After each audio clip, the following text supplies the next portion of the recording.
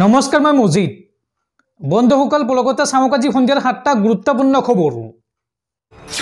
প্ৰথমটো খবৰ ৰাজ্যবাসীলৈ ভাল খবৰ। কাইলৈ ৰাজ্যৰ লাখ লাখ মহিলাৰ বেংক একাউণ্টত সোমাব চৰকাৰী ধন। কাইলৈ পুৱাৰ ভাগতে আপুনি চেক কৰক আপোনাৰ বেংক একাউণ্ট। কাইলৈ অৰ্থাৎ 10 ফেব্ৰুৱাৰী সোমবাৰে পুৱাৰ ভাগতে ৰাজ্যৰ লাখ লাখ মহিলাৰ বেংক একাউণ্টত জমা হ'ব চৰকাৰী ধন। কাৰ কাৰ একাউণ্টত আৰু কোনে আৰু কিয় এই টকা লাভ কৰিব চাওঁ আহক। ৰাজ্যৰ লাখ লাখ মহিলাৰ বাবে কাইলৈ আহিব ভাল খবৰ। মনত ৰাখক আপুনি এই বিশেষ দিনটো অৰ্থাৎ 10 ফেব্ৰুৱাৰী সোমবাৰৰ দিনটো ৰাজ্যৰ লাখ লাখ লোকৰ বেংক একাউণ্টত কাইলৈ জমা হ'ব ধন। 10 ফেব্ৰুৱাৰীৰ পুৱাতে লাভ কৰিব এই ধন। কোনে কোনে এই ধন লাভ কৰিব চাওঁ আহক।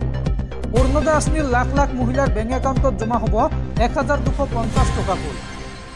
লগতে বৃদ্ধ পেঞ্চন আঁচনিৰ ধন লাভ কৰা হিতাধিকাৰী একাউণ্টত সোমাব ধন আৰু বিধৱা পেঞ্চন লাভ কৰা হিতাধিকাৰী একাউণ্টতো জমা হ'ব ধন। দিব্যাংগ আঁচনিৰ ধন লাভ কৰা হিতাধিকাৰীয়েও একেদিনাই লাভ কৰিব ধন। কিন্তু মনত ৰাখিব 10 তাৰিখ অৰ্থাৎ কাইলৈ ৰেচন লাভৰ অন্তিম দিন। 10 তাৰিখৰ ভিতৰত আপুনি সংগ্ৰহ কৰিব লাগিব আপোনাৰ ৰেচনৰ সামগ্ৰী, অন্যথা কিন্তু বঞ্চিত হ'ব ৰেচনৰ সামগ্ৰীৰ পৰা। আৰু লগতে লাখপতি বাইদেউ আঁচনিৰ বাবে আবেদন কৰা মহিলাৰ বাবেও ফেব্ৰুৱাৰী মাহতে আছে ভাল খবৰ। বাছনিভুক্ত মহিলাই ফেব্ৰুৱাৰী আৰু মাৰ্চ মাহত লাভ কৰিব ধন। আৰু ধন লাভৰ পূৰ্বে আপুনি ঠিক কৰি লওক আপোনাৰ বেংক একাউণ্ট। KYC আপডেট কৰি লওক এইকেইদিনৰ ভিতৰতে। পৰৱৰ্তী খবৰ পদত্যাগ কৰিলে দিল্লীৰ মুখ্যমন্ত্ৰী আতিশী মাৰলে নাই। এতিয়া কোন হ'ব দিল্লীৰ পৰৱৰ্তী মুখ্যমন্ত্ৰী? মুখ্যমন্ত্ৰী পদক লৈ বিজেপিত অব্যাহত জল্পনা কল্পনা। আৰু এই মুখ্যমন্ত্ৰী পদক লৈ চৰ্চাত আছে বিজেপিৰ 7গৰাকীকৈ নেতাৰ নাম। মুখ্যমন্ত্ৰী পদৰ তালিকাৰ শীৰ্ষত আছে প্ৰৱেশ সিং বৰ্মা।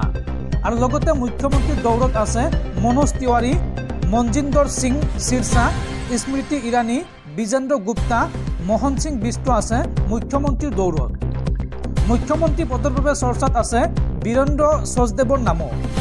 আৰু এই সন্দৰ্ভত আজি বিজয়ী হোৱা বিজেপিৰ বিধায়কসকলৰ সৈতে বৈঠকত মিলিত হ'ব দিল্লী বিজেপিৰ সভাপতি। পৰৱৰ্তী খবৰ পুনৰ ইছলাম ধৰ্ম ত্যাগ কৰি হিন্দু ধৰ্ম গ্ৰহণ কৰিলে এইগৰাকী মুছলমান যুৱতীয়ে। প্ৰেমৰ বাবেই ইছলাম ধৰ্ম ত্যাগ কৰিলে আফচানা নামৰ এইগৰাকী মুছলমান যুৱতীয়ে।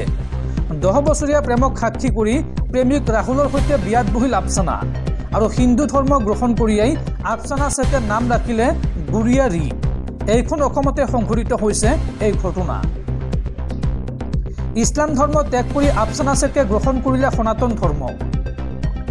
ইছলাম ত্যাগ কৰি হিন্দু যুৱকৰ সৈতে বিবাহ পাশত আবদ্ধ হ'ল আফচানা। 10 বছৰীয়া প্ৰেমক সাক্ষী কৰি প্ৰেমিক ৰাহুল বীৰৰ সৈতে বিয়াত বহিল আফচানা। হিন্দু ধৰ্ম গ্ৰহণ কৰি আফচানা শেখে নাম ৰাখিলে গুৰিয়া ৰি।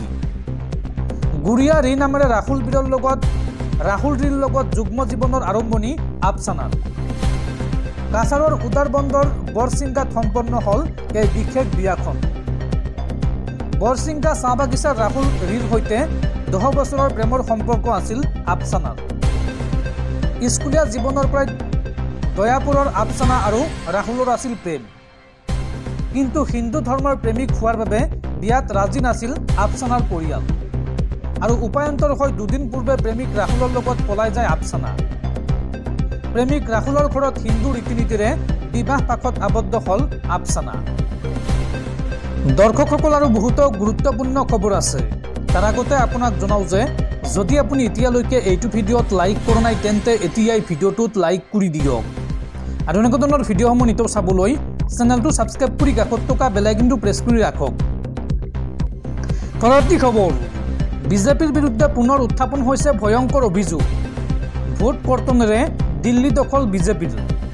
অৰবিন্দ কেজৰিৱালৰ সমষ্টিত বিগত 5 বছৰত কৰ্তন কৰা হৈছে 37,000 ভোট। ভোট কৰ্তনেৰে দিল্লী জয় বিজেপিৰ।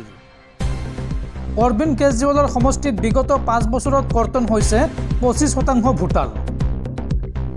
5 বছৰত নতুন দিল্লী সমষ্টিত কৰ্তন হৈছে 37,000 ভোটাৰৰ নাম।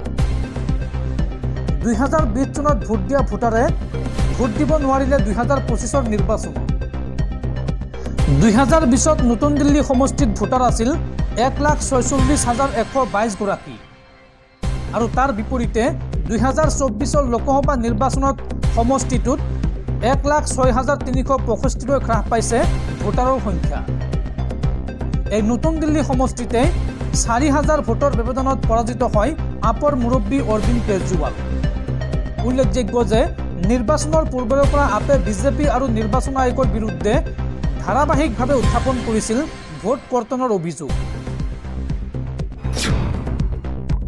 পৰৱৰ্তী খবৰ ৰাজ্যবাসীলৈ ভাল খবৰ ৰাজ্যৰ লাখ লাখ লোকক পুনৰ চৰকাৰে দিব পকী ঘৰ ৰাজ্যৰ লাখ লাখ লোকলৈ আহিছে ভাল খবৰ ঘৰত বাহন থাকিলেও আপুনি লাভ কৰিব চৰকাৰী পকী ঘৰ নতুনকৈ চৰকাৰী পকী ঘৰ পাবলৈ কি কৰিব লাগিব চাওঁ আহক পকী ঘৰ নথকা লাখ লাখ লোকৰ বাবে জৰুৰী খবৰ ঘৰত বাহন থাকিলেও চৰকাৰে পকী ঘৰ দিব আপোনাক অসমৰ সকলো দুখীয়া মানুহে লাভ কৰিব চৰকাৰী পকী ঘৰ অসমৰ নতুনকৈ 3,88,000 লোকলৈ পকী ঘৰ ঘোষণা চৰকাৰৰ আৰু মাহে 15,000 টকা উপাৰ্জন কৰিলেও হিতাধিকাৰীয়ে পাব চৰকাৰী ঘৰ ঘৰত দুচকীয়া বাহন থকা হিতাধিকাৰীয়েও লাভ কৰিব চৰকাৰী পকী ঘৰ আৰু অহা এপ্ৰিল মাহত বাদ পৰি ৰৈ যোৱা সকলো লোকে লাভ কৰিব পকী ঘৰ আৰু অনলাইন এপৰ জৰিয়তে হিতাধিকাৰীয়ে পৰীক্ষা কৰিব পাৰিব নিজৰ নাম আপোনাৰ নাম লিষ্টত আছে নে নাই অনলাইনত আপোনালোকে পৰীক্ষা কৰিব পাৰিব আৰু ঘৰ নোপোৱা সকলোৱে চৰকাৰী পকী ঘৰৰ বাবে কৰিব পাৰিব আবেদন নতুনকৈ আত্মসহায়ক গোটৰ মহিলাই কৰিব পাৰিব জিঅ'টেক আৰু জিঅ'টেক কৰা প্ৰতিটো পৰিয়ালে লাভ কৰিব চৰকাৰী ঘৰ চৰকাৰী পকী ঘৰক লৈ এই বৃহৎ ঘোষণা ৰাজ্য চৰকাৰৰ পৰৱৰ্তী খবৰ মুকেশ আম্বানীৰ ঘৰত অসমৰ মুখ্যমন্ত্ৰী হিমন্ত বিশ্ব শৰ্মা এডভান্টেজ আছাম 2.0 লৈ ৰিলায়েন্স গ্ৰুপক আমন্ত্ৰণ জনাবলৈ অনন্ত আম্বানীক সাক্ষাৎ মুখ্যমন্ত্ৰী হিমন্ত বিশ্ব শৰ্মাৰ পৰৱৰ্তী খবৰ গুৰু শিষ্যৰ পবিত্ৰ সম্পৰ্কত পুনৰ কালিমা সানিলে এইগৰাকী লম্পট শিক্ষকে এইবাৰ ছাত্ৰীৰ সৈতে অংক ছাৰ গুণ গোবিন্দ ডেকাৰ নিৰ্লজ্জ কাণ্ড নিজ বিদ্যালয়ৰে 7ম শ্ৰেণীৰ ছাত্ৰীৰ সৈতে কুকৰ্ম কৰাৰ অপচেষ্টা অংক ছাৰ গুণ গোবিন্দৰ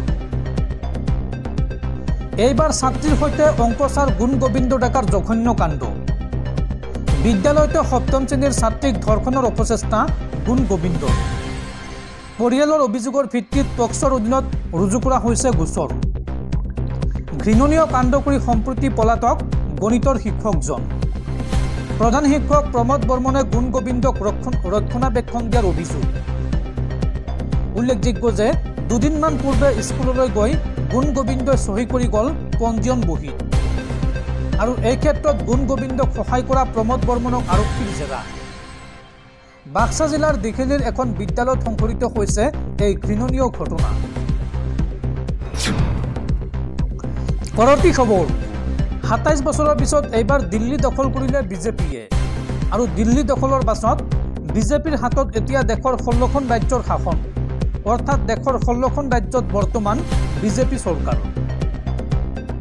দেশৰ ৰাজনীতিত ক্ৰমান্বয়ে শক্তি বৃদ্ধি কৰিছে বিজেপিয়ে সঠিক ৰণনীতি আৰু সময়ৰ খেল সময়ত মাৰিব জনা বিজেপিয়ে ইখনৰ পাছত সিখন ৰাজ্য আনিছে নিজৰ দখললৈ শেহতীয়াকৈ দিল্লী দখল কৰাৰ পাছতে বিজেপিয়ে শাসন কৰা ৰাজ্যৰ সংখ্যা 16খনলৈ বৃদ্ধি পাইছে বৰ্তমান বিজেপিৰ নেতৃত্বত চৰকাৰ গঠন কৰি আছে দেশৰ 16খন ৰাজ্যত ইয়াৰ ভিতৰত আছে উত্তৰ প্ৰদেশ মহাৰাষ্ট্ৰ মধ্যপ্ৰদেশ গুজৰাট ৰাজস্থান উৰিষ্যা অসম ছত্তীশগড় হাৰিয়ানা উত্তৰাখণ্ড ত্ৰিপুৰা গোৱা অৰুণাচল প্ৰদেশ মণিপুৰ আৰু দিল্লী ইয়াৰ বিপৰীতে বিজেপিৰ মিত্ৰ শক্তিৰ দ্বাৰা পৰিচালিত হৈ আছে দেশৰ 6খন ৰাজ্য এই ৰাজ্যকেইখন হৈছে ক্ৰমে অন্ধ্ৰপ্ৰদেশ বিহাৰ মেঘালয় নাগালেণ্ড ছিকিম আৰু পুডুচেৰী অৱশ্য বিজেপিৰ এই আগ্ৰাসনৰ মাজতে হিমাচল প্ৰদেশ তেলেংগানা আৰু কৰ্ণাটকত এতিয়া বৰ্তি আছে কংগ্ৰেছৰ চৰকাৰ ইয়াৰ বিপৰীতে পাঞ্জাবত আছে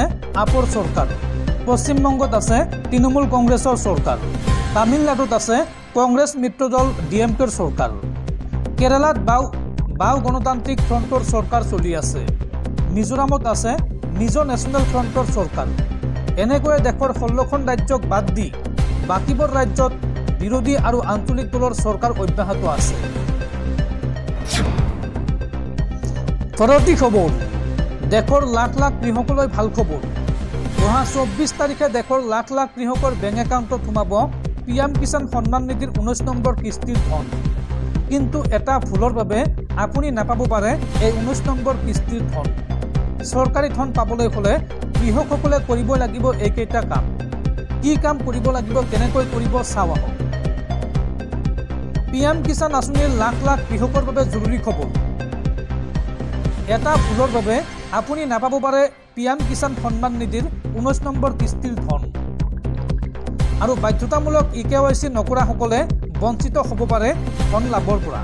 অৰ্থাৎ যিসকল কৃষকে EKYC কৰা নাই তেওঁলোকে কিন্তু এই ধন নাপাব। 24 ফেব্ৰুৱাৰীত দেশৰ লাখ লাখ কৃষকৰ একাউণ্টত সোমাব চৰকাৰী ধন। 19 নম্বৰ কিস্তিৰ ধন পাবলৈ কৃষকে কৰিব লাগিব বাধ্যতামূলক EKYC। EKYC সম্পূৰ্ণ নকৰিলে বঞ্চিত হ'ব 19 নম্বৰ কিস্তিৰ ধন লাভৰ পৰা। 24 ফেব্ৰুৱাৰীত প্ৰধানমন্ত্ৰী মোদীয়ে মুকলি কৰিব 19 নম্বৰ কিস্তিৰ ধন। 2024 অক্টোবৰত 18 নম্বৰ কিস্তিৰ ধন মুকলি কৰিছিল চৰকাৰে। আৰু PM কিষাণ আঁচনিৰ অধীনত কৃষকসকলে প্ৰতি বছৰে লাভ কৰে 6,000কৈ টকা।